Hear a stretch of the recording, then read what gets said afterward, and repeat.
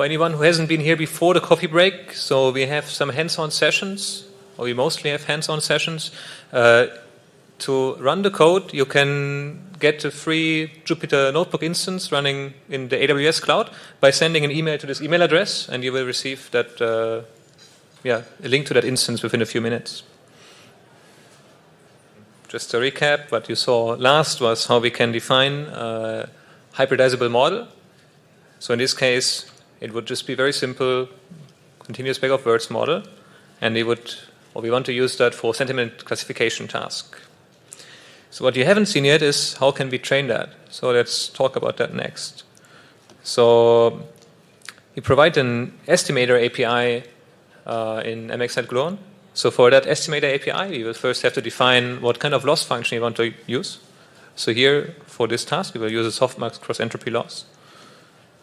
We also have to define a trainer object. So the trainer object essentially is provided the list or dictionary of parameters of the model that it should train, as well as the optimizer that it should use for training and its hyperparameters. So let me run this. Okay.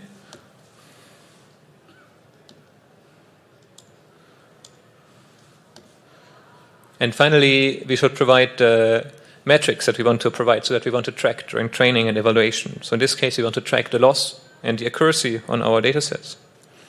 So we define all three of these, and then we can pass them to an estimator object. So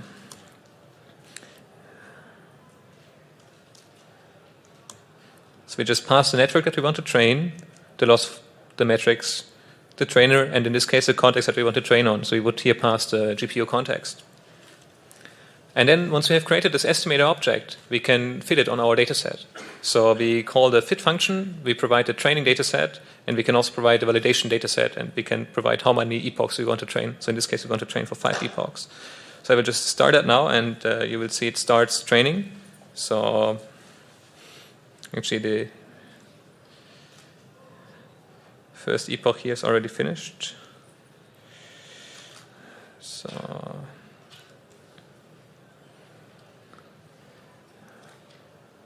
all right, so we obtain these validation scores here that you can maybe read better on your own screen. So let's try out the model that we have just trained. So we have defined here a small predict sentiment method. So that just takes our network again as an input, the vocabulary and the sentence that we want to test on.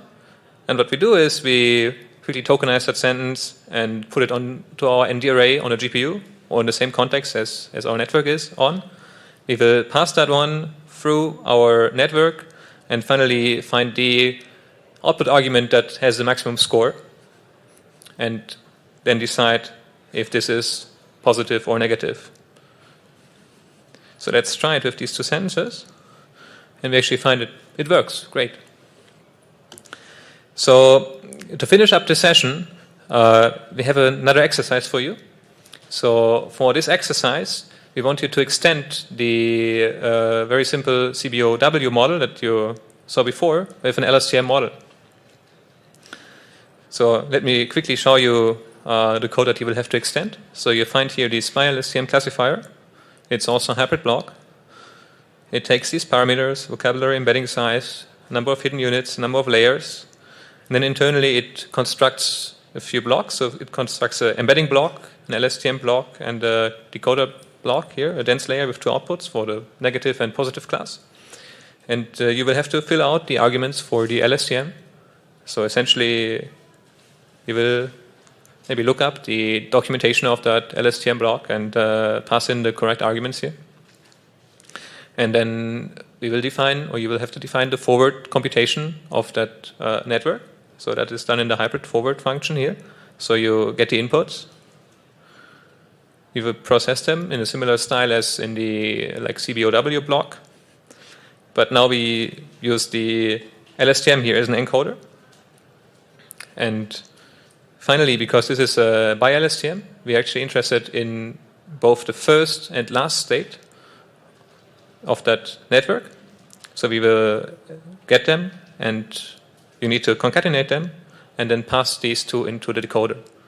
So the reason why we only take here the first and last one is, I mean, it's a variable length input sequence, right? So the sentence can have either 5 or 10 words, but our decoder layer needs a fixed size input. So in this case, we just choose the first and last one. So it's always 2 that works.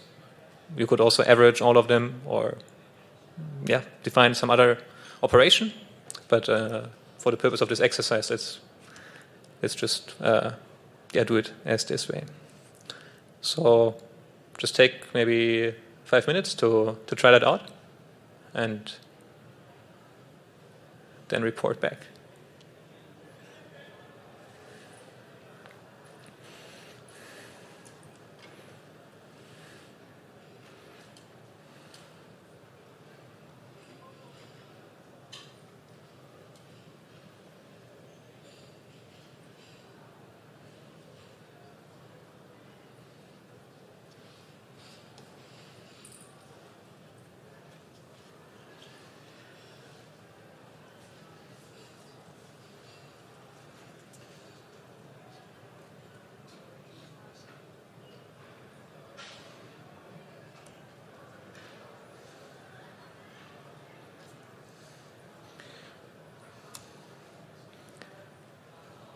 So I would like to make you aware that, for example, if you would like to see the documentation of a function or, in this case, of an object, you can just create a new cell and write the name of that and put 2 question marks behind that.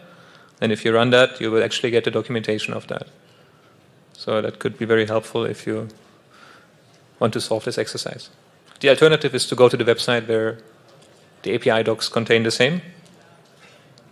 So you just do whatever you prefer. Either way is fine.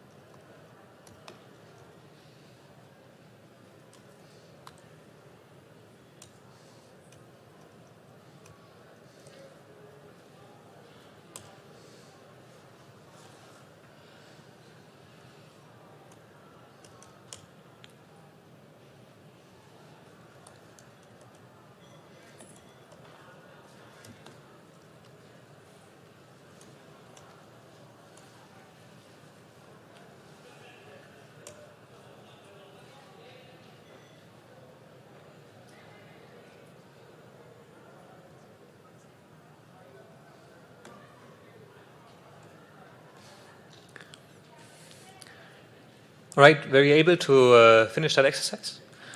So essentially, we just have to define the number of hidden units here as an input, the number of layers. We want to use a bidirectional RNN here. So we have this switch where we can set bidirectional to true. And we can specify the input size, which should be equal to our embedding size. And then in the forward function, what we want to do is that we concatenate the first and last output at the second dimension.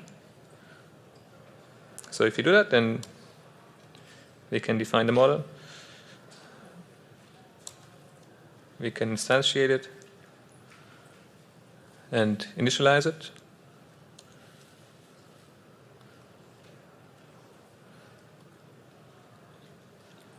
And then we can train it again with the estimator API in a similar manner as we did with the previous model. So we redefined the trainer class because now we want to train not the same parameters as before, but the parameters of our new net. We actually reused the metrics and loss because these are the same. And then we call the estimator fit function. So in this case, I will also pass in an event handler. So event handlers in the estimator, there are a few predefined event handlers. You can also define your own. So essentially, they will be called at certain events. An event could be the beginning of training, the beginning of an epoch, the end of an epoch, or the time before you input the badge into the network, the time after you input the badge into the network. So you can just specify at what events it should run, and you can let some code run based on this event handler. So for now, we just use a predefined one. So we use this checkpoint handler here. So what it will do is it will just save a checkpoint of the model at the end of every epoch. And in a later session, we will actually see some other handlers that we define ourselves, for example, for some learning rate scheduling. So let's just use this one here now and train the model. And then once it is trained, we can predict the sentiment. So what I would like you to do now after you have trained this model is you can actually adapt these sentences here, and you can try to find some biases in the model. So maybe instead of saying the movie is great or bad, which is, I guess, unbiasedly meaning that the movie is good or bad, you can try to find some other word. Maybe it could be related to some country or some profession, and you will see if there is a bad or a positive or negative connotation with these adjectives. So, I mean, given that we're now in Hong Kong, I mean, you can say this movie is so Hong Kong and try if the model thinks that is good or bad. And I would be interested to hear what is the result. So maybe somebody can go ahead and try that. So the model is still training, but it shouldn't take much longer. And you can try, of course, the same also with the CBOW model that we defined earlier in the session. So let's just take another 2-3 minutes to try that out. And then afterwards, we will move on to the next session, which is about machine translation with the transformer model. Yes?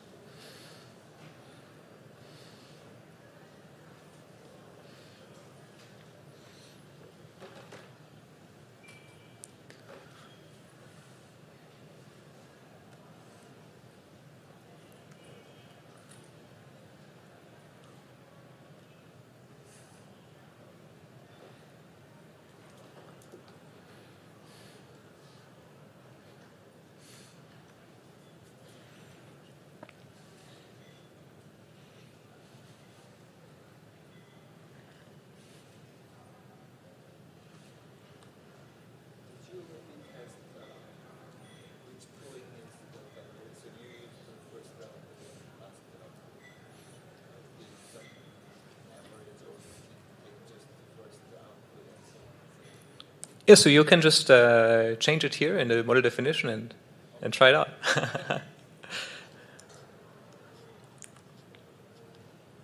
All right, so the model here finished training. So I will just try out the Hong Kong example, and then I rely on you to... Okay, so it seems this corpus has some negative bias towards Hong Kong, but is there any other suggestion? What? Yes? This movie is not bad. Okay.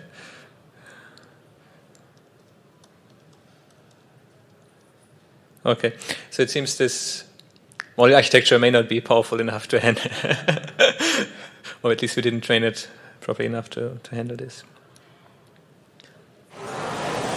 Late. This movie is so late.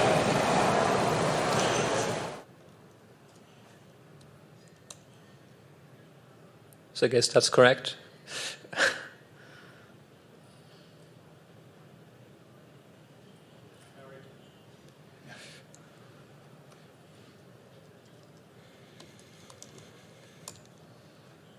Well, it seems they like Americans more than Hong Kong. So...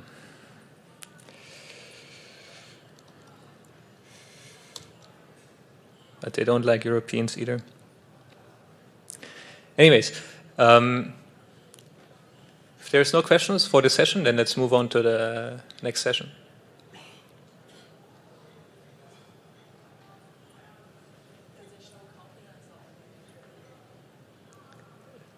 We can extend the implementation to child, but currently it doesn't child.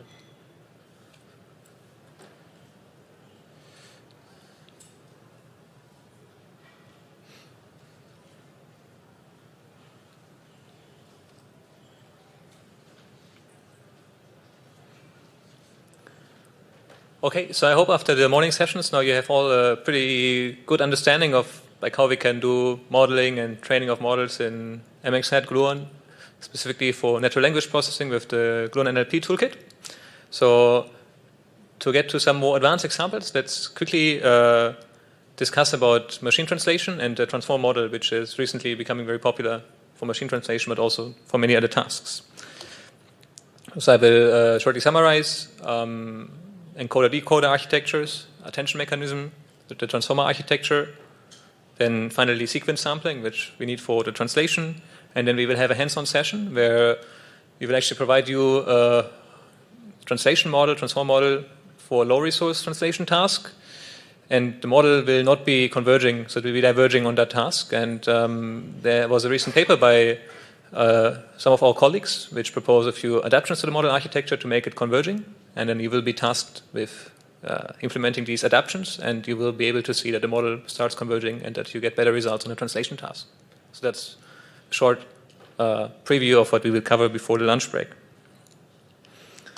So encoder-decoder architectures. I mean, the idea is for translation we have maybe some source sentence that we want to translate, so we can try to encode that into some representation, and then we can have an encoder which does that, and then we can have some decoder which takes this representation and tries to translate it and give us the correct translated output.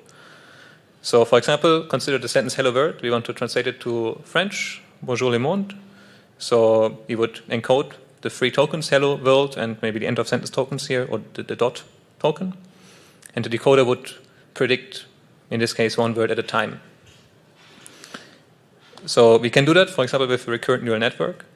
So in this case, we just feed in the tokens one at a time, and we get in the end the hidden state of that network, and we take that maybe as summarizing all the information of that source sentence and give that to our decoder and ask the decoder now to, one at a time, predict the right output word.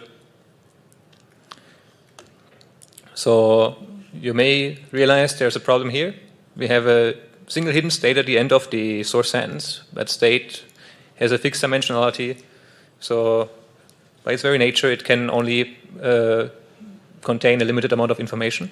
However, the source sentence here could have any arbitrary amount of content, right? It could be very long or very complicated. So yeah, this model cannot work very well on all inputs by its very design, by its very nature. So how can we fix that? I mean, instead of just relying on a single state here, we could just try to refer back to the source sentence and let the model look at the source sentence. So this is essentially the idea of the attention mechanism. So for the recurrent neural network, for every input, for every word that we input here, we also get a hidden state, right? So we have now a sequence of hidden states. And the decoder can just not only get the last hidden state as an input, but can have access to all hidden states. And we can compute it can compute some similarity function between what it wants to look at and the hidden states that are available to select the ones that it finds important for the translation of the next word. So maybe to make a very simple example why this could be helpful is we can look at a task that is much easier than the translation task. So the translation task, we have an input sequence and need to translate it to another language. But we can think about some copy tasks. So we have some input sequence and we just want to copy that to the output sequence. I mean, that alone would be impossible to solve for the encoder-decoder architecture without attention. But with the attention mechanism, it actually becomes quite trivial to solve, right? So we have here our sequence of length n, and we just want to output the same sequence. So we just have to learn to refer back to the right point in time in the input sequence and then copy that token over. So we can easily solve this copy task in that way. And one way we can think about that is that we just have a large memory, and the memory contains all these hidden states from our input encoder. So now, how can we actually implement this attention mechanism? I mean, how can our model decide which part of the input sentence it wants to attend to? So if we continue thinking about this input states as a memory, then essentially we just have the decoder to send a query to that memory, which should then select results from the memory which are most similar to the query.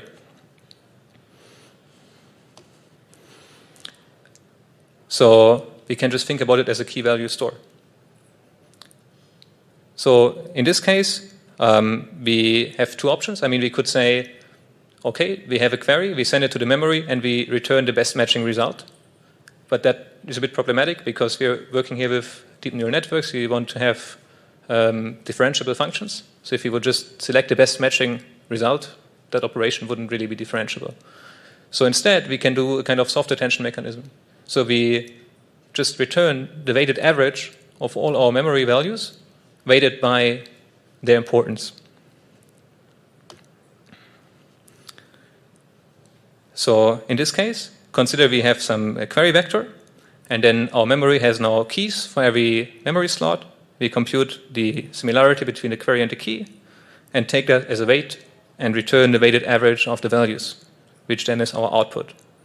So if now our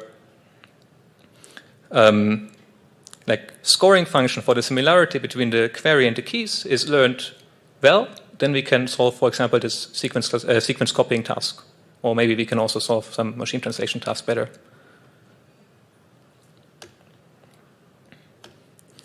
So let's talk about the transform model. So the transform model is also an attention-based model, but it works better than these simple RNN with attention that I talked about before.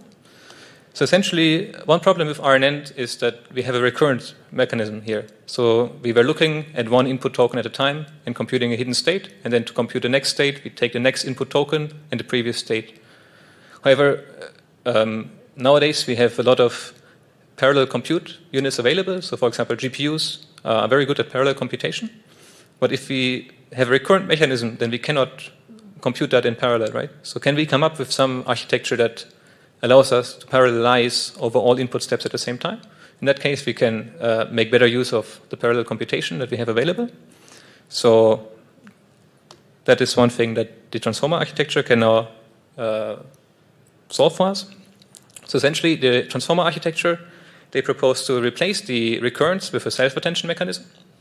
So the self-attention mechanism is essentially just the attention mechanism that I presented to you before, just that we take the query and key and value all to be based on our input. So if we have here our input sentence, in this case with some 4 tokens, then for each position in that input sentence, we would say the query is the token at that point in time, and the memory would be all the tokens in the sentence, where the key and the value would actually be the same. So to make that a bit more powerful, what we can actually do is that, I mean, each of these tokens, we represent them by some embedding, and we use some projection matrix which is learned. So there's a parameterized matrix or other function that then takes that input embedding and projects that into, let's say, a query space, a key space, and a value space.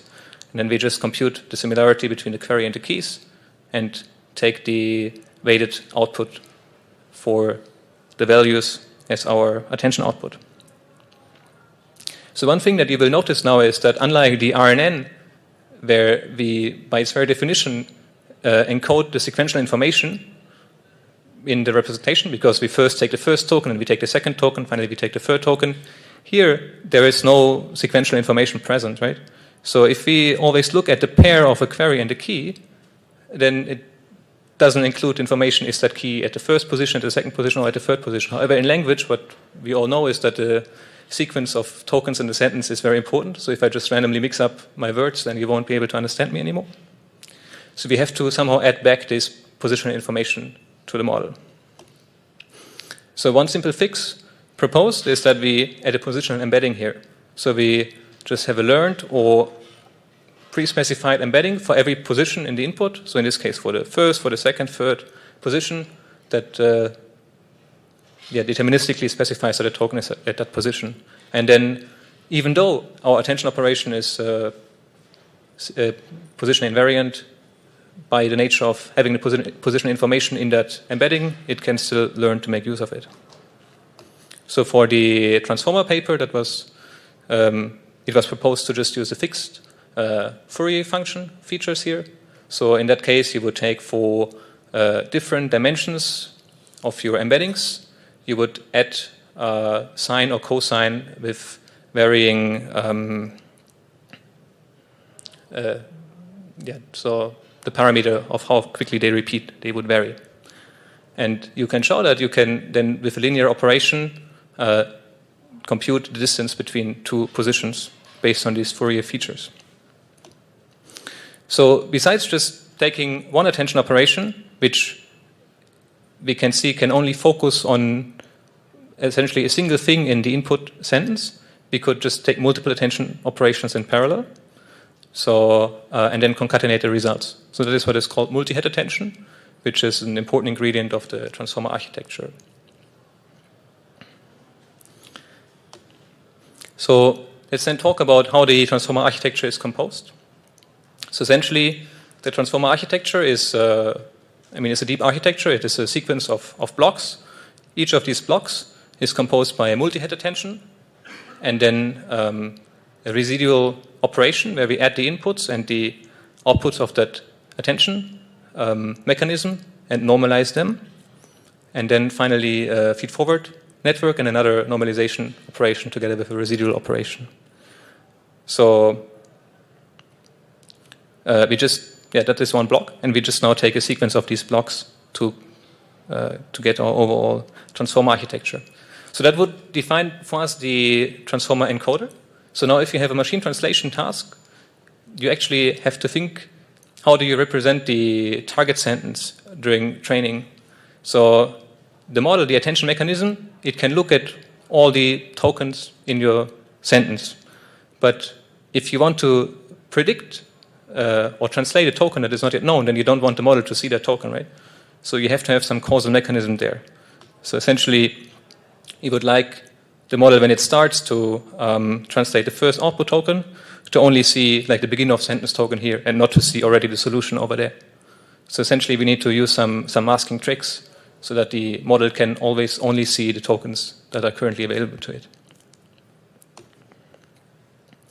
So then for machine translation, we combine this transformer encoder with the transformer decoder. So the transformer decoder just uses these causal blocks in the decoder, whereas the encoder uses the standard blocks. So the causal blocks just add a mask so that the future tokens cannot be seen.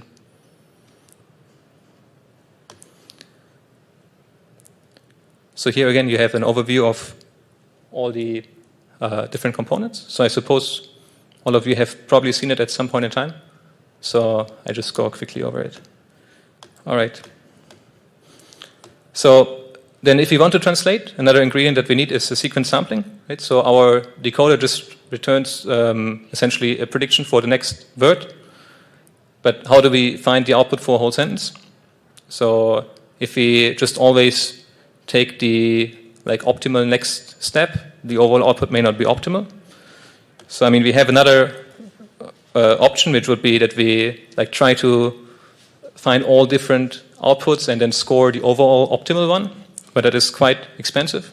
So an intermediate ground would be some beam search.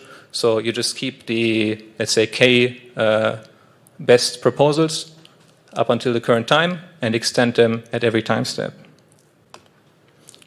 So this would be an example how that looks like, right? So if we have a beam size of 2 and a vocabulary of 5, at every time step we can select one of the 5 tokens, and we would keep 2 sequences that are currently highest score. Okay, so let's get to the hands-on part. So for the hands-on part, we have prepared for you a notebook again. So that notebook contains the standard transformer architecture. And usually that architecture is trained with some learning rate warm-up so that it can converge. And what we find is that it actually is not necessary to use this warm-up if you make some changes to the architecture. So there was a recent paper called Transformer Without Tears, which proposes a few changes.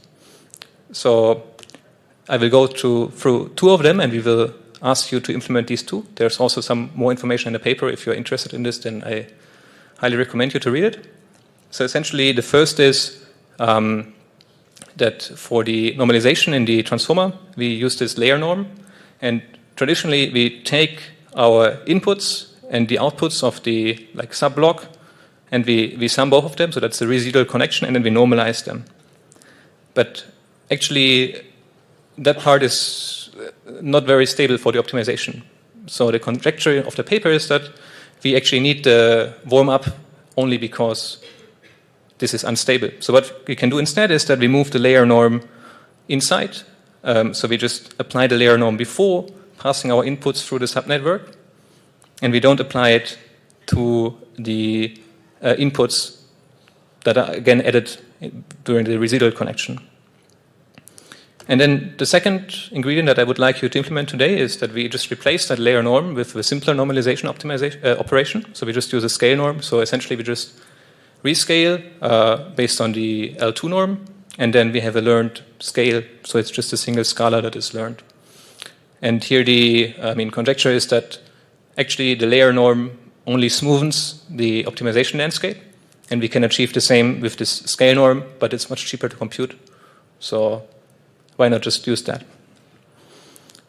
Okay.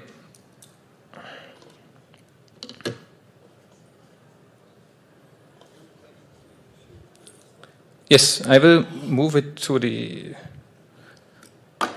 You mean if the slides will be shared on the GitHub repository? Yes, we can upload them there.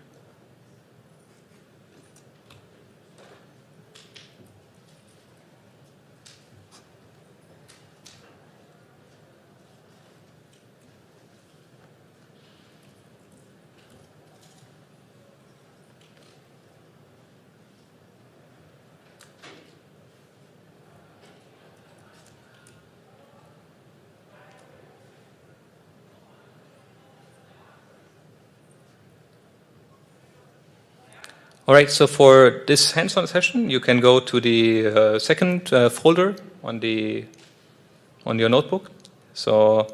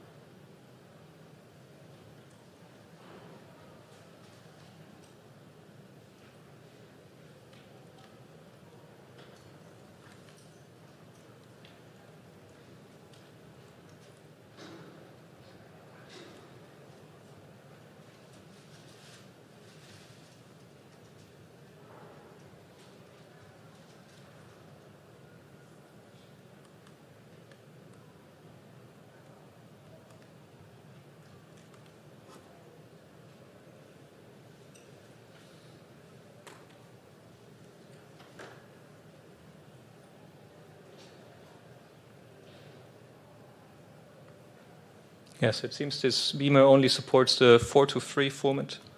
So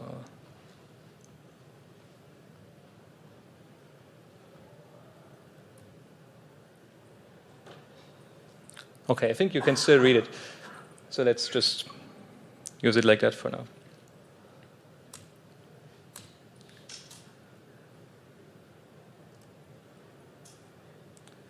All right, so we just start with the mandatory imports.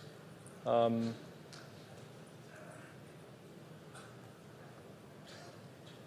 me restart this.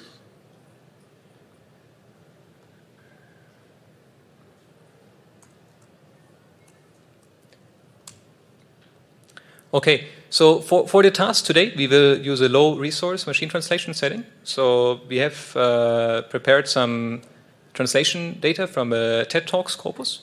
So the TED Talks corpus, these are just subtitles from TED Talk videos that volunteers have translated.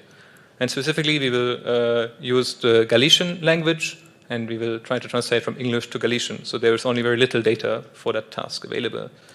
So we have prepared a folder called data, which contains some preprocessed files for this task. So essentially, there are the sentences in English and in Galician together with preprocessed tokenized versions. So we use a BPE tokenization, where we split words into like smaller subwords with a fixed vocabulary size of 3,000.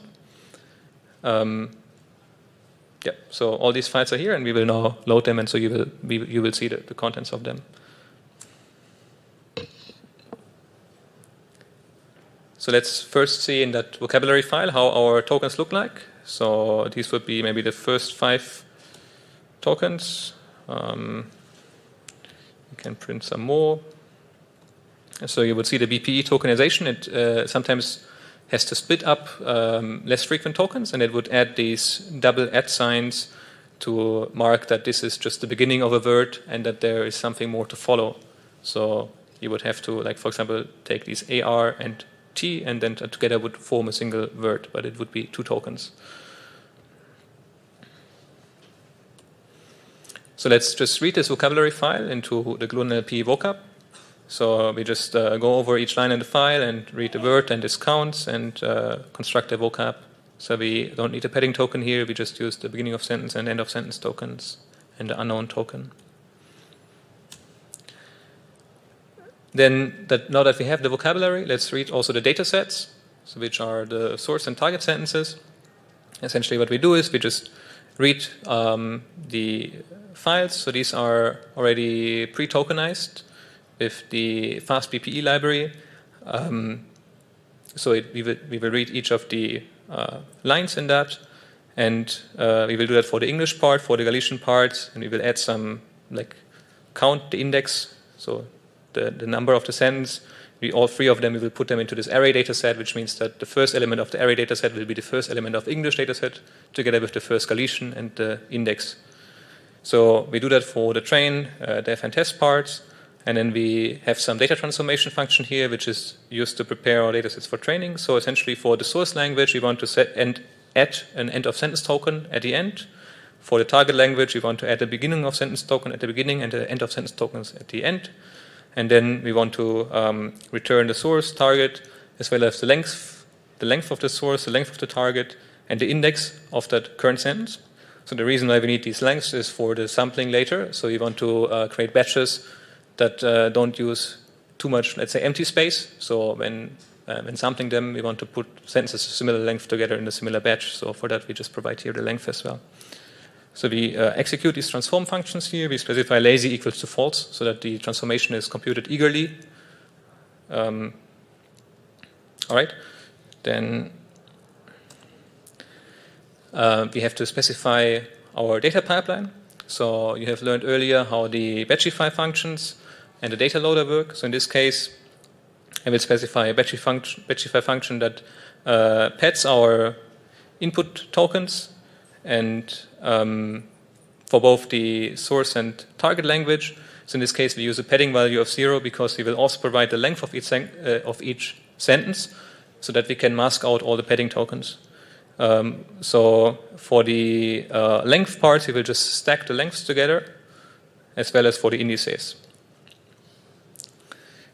For our data set, for now we just want to extract the lengths so that we can specify that to our bucket sampler.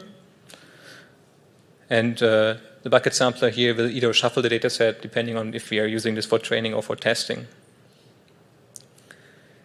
Then we specify that we want to use average lengths here. So that just means that we actually use 4,069 tokens in our batch and not 4,069 sentences. So the number of sentences will now depend on the average length of the sentences that are included in the batch. So if we have a lot of short sentences in that batch, we will have more sentences, and if there are a few longer ones, then that batch will have fewer sentences. Always trying to target this 4,096 number of tokens inside. Then we take the data loader. So the data loader gets our data set, it gets the sampler, and it gets the batchify function, and we return that. So for now, I just create one loader for the training data set and one for the dev data set. Let's have a look how such batches now look like that we get from our data loader. So essentially, the first two elements will be the source and target token. So in this case, we find that we have a batch with batch size 2 and 168 source tokens, 175 target tokens. And the length of each of these sentences here is 168, 149, 175, 165. So the unequal part here will be padded with zeros, but we will mask them out later in the network. So following that, there will come the code for the transformer model. So I will skip that for now quickly and show you the rest of the training and evaluation loop, and then I will go back to that code and tell you what is your task. So we will use again some estimator. So the estimator fit API, essentially what it does is, I mean, you provided the data loader, and it will get batches from that data loader and train your model based on that. But so for this translation model, actually the train loop for each batch is a bit more complex, so we will implement that ourselves.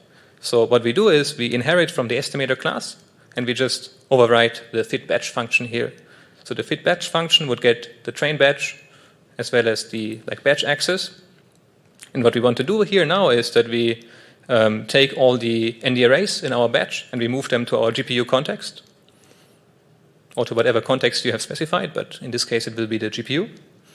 And then we will record the gradient while passing forward the source and target sentences together with the valid lengths, so the lengths of these sentences into the model. So these lengths will be used to mask out the padding tokens. We will get the output. We will use the label smoothing trick here. And then we will compute the loss and normalize it based on the number of valid tokens that we actually have. And then we will just call the backward to compute a gradient and call our trainer to update the parameters of our model.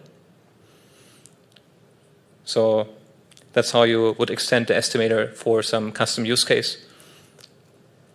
To just compare that to the standard implementation of the estimator, so if you wouldn't overwrite this fit batch function, then it would assume that your training batch only contains two arrays. One would be the data array, one would be the label array, and it would do the same, loading them on the GPU. It would just call the forward function.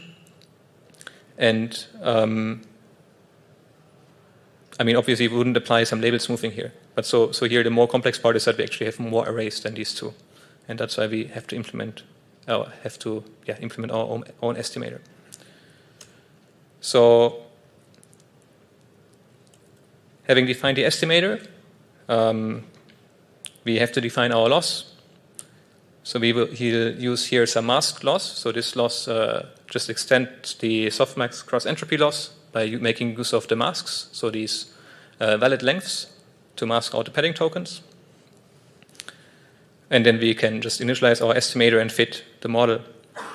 So what you will find now if you run this is that you will find that this doesn't converge, so the loss will not decrease much. And if you afterwards run this translation function, you will see that the model doesn't translate anything meaningful. So in this translation function, we will use a beam search translator from the GLUON NLP API.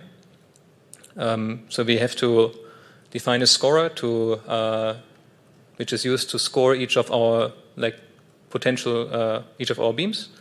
We will pass that to our beam search translator together with the model and the beam size, and then we will just go through our evaluation data set and load it again to the GPU and pass it into the translator. So we'll pass here only the source sentences and the valid length, and we will get the sample with the maximum score that was computed by the beam search.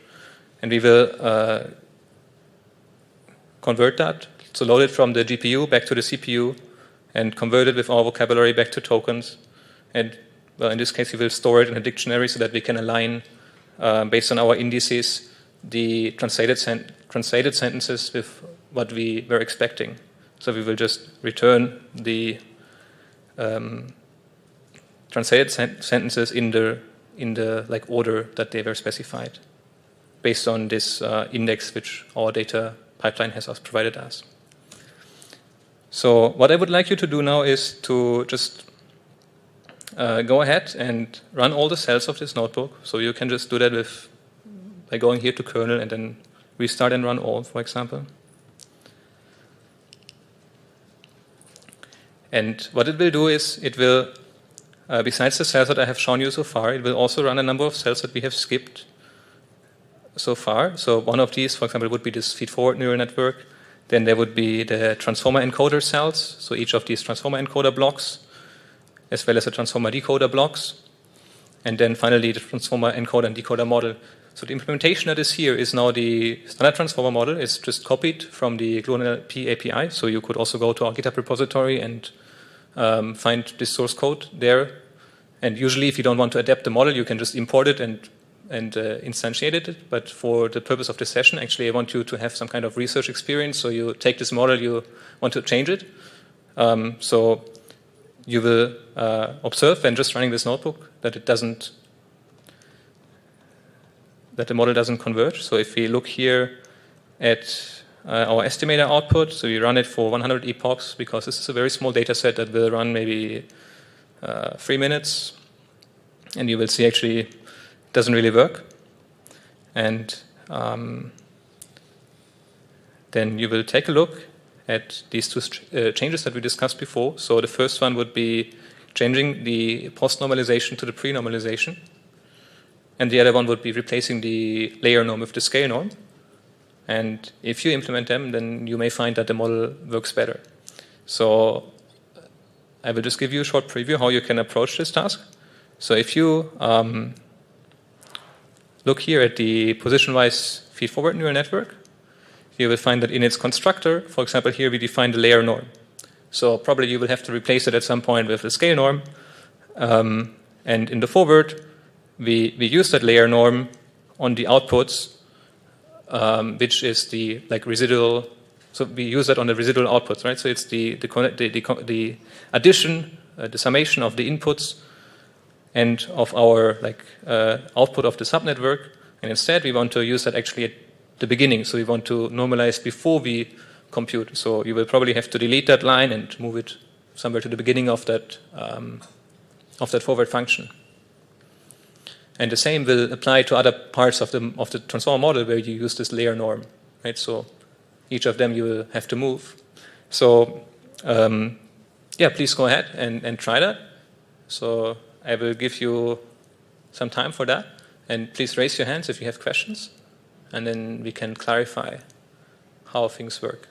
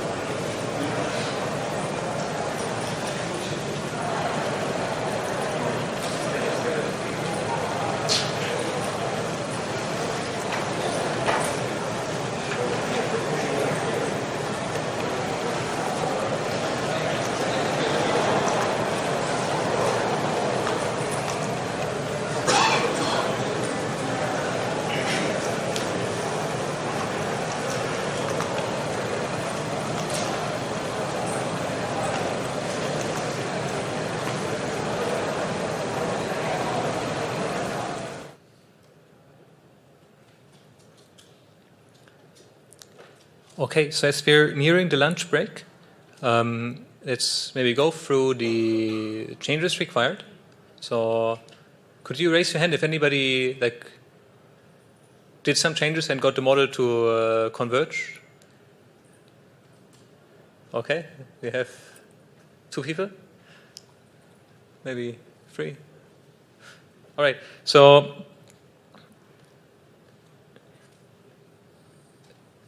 I mean, to some degree, the transformer training loop that I provided here is a little bit simplified. So usually for training a transformer, you use some learning rate schedule, and that tricks will also help you to get the model to converge.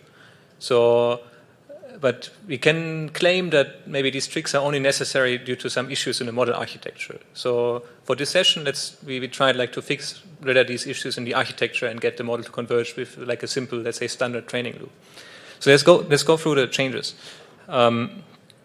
So first we discussed about this pre-norm versus the post-norm, right? So there would be if you have the input to some sublayer, usually you would pass that through your subnetwork and then do the residual connection and normalize that. So instead, let's just try to normalize the input directly before passing it through the sublayer and then taking the unnormalized input for the residual connection. So that change alone will actually help you to get the model to converge. So if you then want to even also improve the computational efficiency maybe of your network, you can just use a simplified norm here, which means that your network will be maybe faster to run. And in some models, you may also find better results. So let's see first how can we make this first change. So essentially, if you just search in this whole notebook for the cases where the layer norm is used, so I will just search for layer norm. So we will find that, okay, let's go to the first result.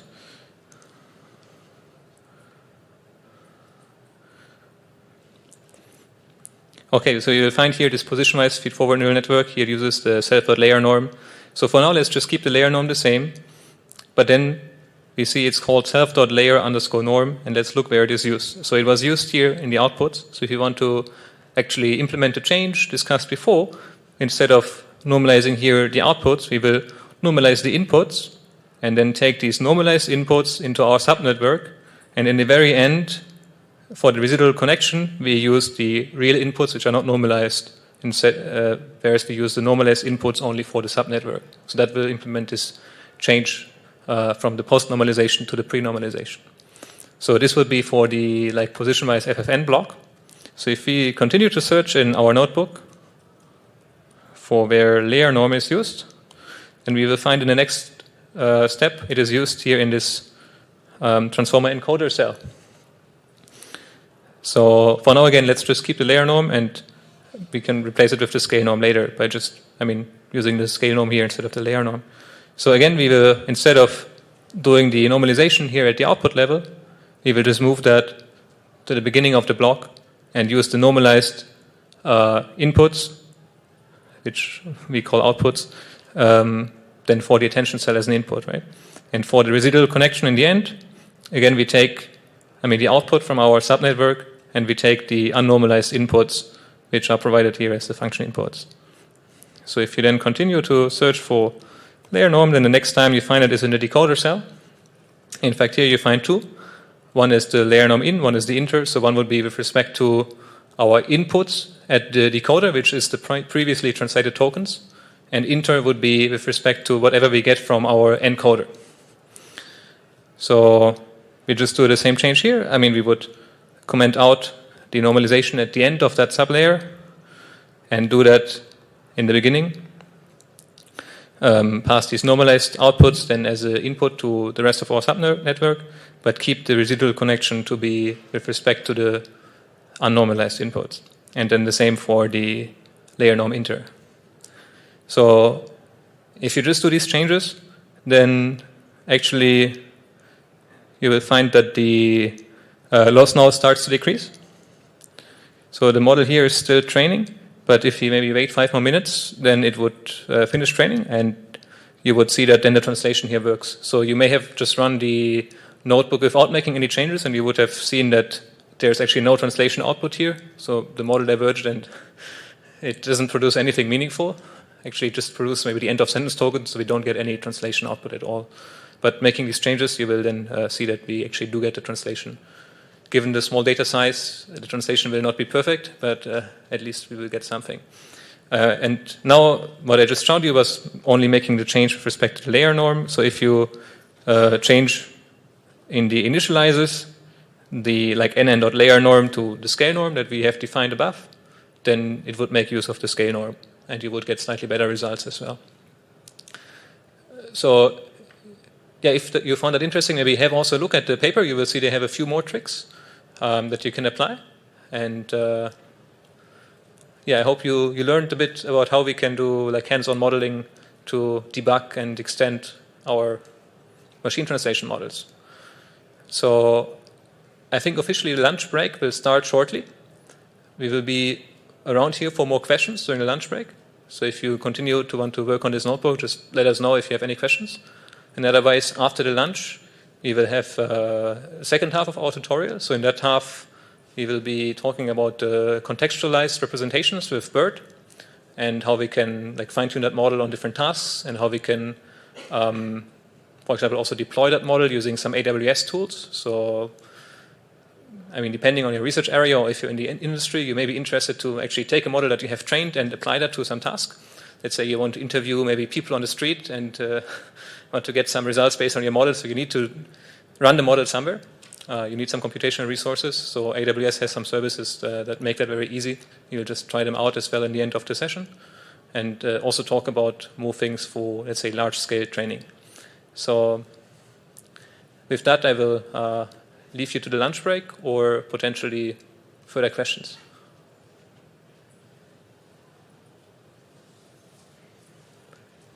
All right, thank you.